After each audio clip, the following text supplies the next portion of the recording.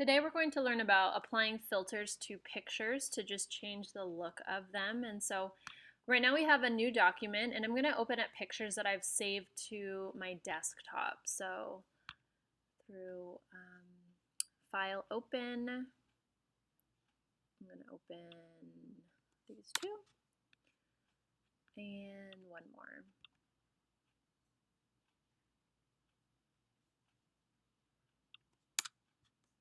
So what it does is it opens up the pictures in their own thumbnail, and I want to get them into my document.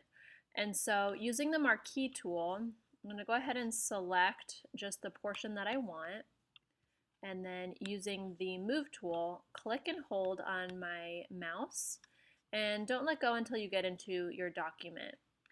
You can edit, transform, scale to make the picture bigger, smaller, and press return when you like the size.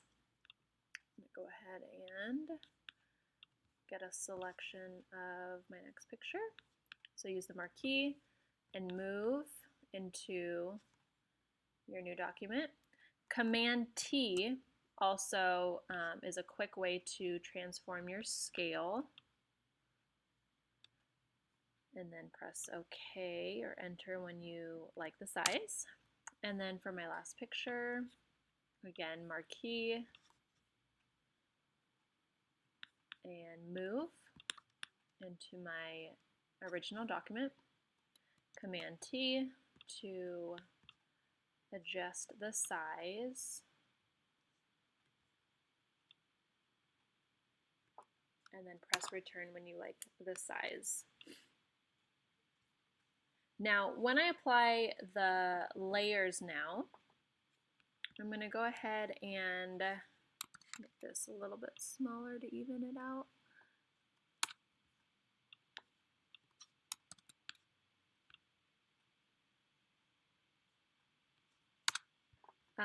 The filters and the adjustments are for the layer that's activated. So I'm going to click on my layer, my first layer, and I'm going to do two things. I'm going to play with the adjustments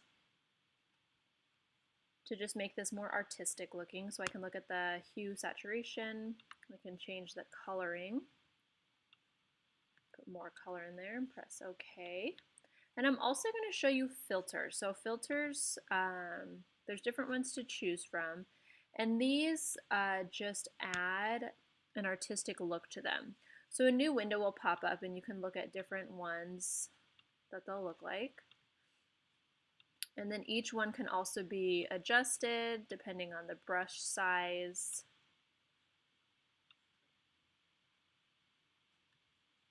And then when you like that, just press OK and it'll change the look of it. So I'm going to go ahead and adjust my second layer. So I'm going to first adjust it with the image adjustments and press OK. And then I'm also going to apply a filter. Let's try this one.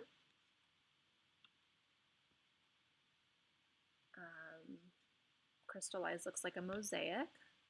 So it totally changes the look to it. And then for my third one, let's go ahead and image adjustments,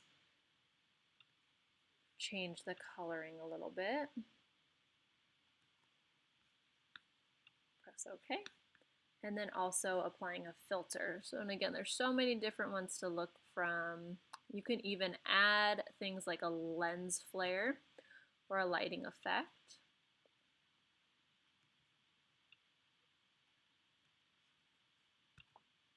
To add something to it.